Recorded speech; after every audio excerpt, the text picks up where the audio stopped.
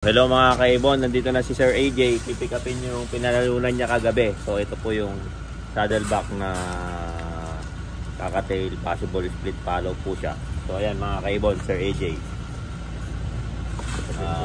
Nais niya muna yung kwan niya. Ayun, may kwan siya. Yan, kompleto siya oh.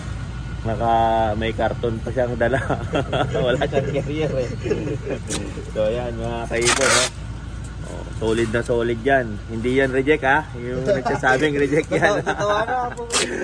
Lahat ng pinagbigyan ko, nung nabigyan, lahat na nanalo. Tignan nyo na kung reject yung binibigay ko sa inyo. So ito mga kaibon no.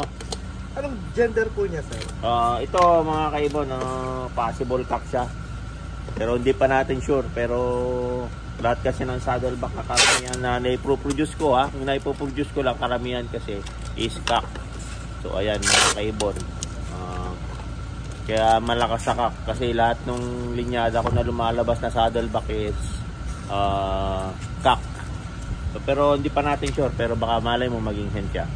So ayan mga kaibon, so ayan,